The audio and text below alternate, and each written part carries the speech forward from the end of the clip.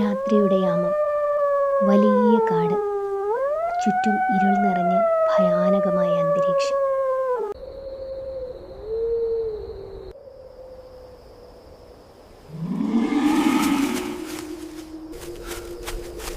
ഇരുൾ നിറഞ്ഞ ആ കാടിൻ്റെ ഒരു വഴിയിൽ കൂടി ഒരുവൾ തൻ്റെ പ്രാണനും കയ്യിൽ പിടിച്ച് ഓടിപ്പോയി. ആരെയോ ഭയന്ന പോലെ അവളുടെ മാൻമിഴികൾ ഇരുട്ടിനു ചുറ്റും പാഞ്ഞിരുന്നു.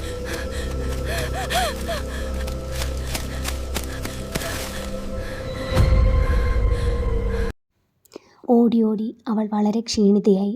ദാഹിച്ച് തൊണ്ടയെല്ലാം വരണ്ടുണങ്ങി. ഒരിറ്റു വെള്ളത്തിനായി അവൾ കൊതിച്ചു. ഏത് നിമിഷവും തളർന്ന് താൻ നിലം പതിക്കുമെന്ന് അവൾക്ക് തോന്നി. പക്ഷെ പാടില്ല. താൻ തളർന്നു നിന്നാൽ ആ നിമിഷം തന്നെ മരണം തന്നെ തേടി എത്തുമെന്നും ആ ചെകുത്താൻ തന്നെ കൊല്ലുമെന്നും അവൾ ഭയന്നു. ഇല്ല, എന്തു വന്നാലും ആ ചെകുത്താൻ്റെ മുൻപിൽ താൻ പെടില്ല.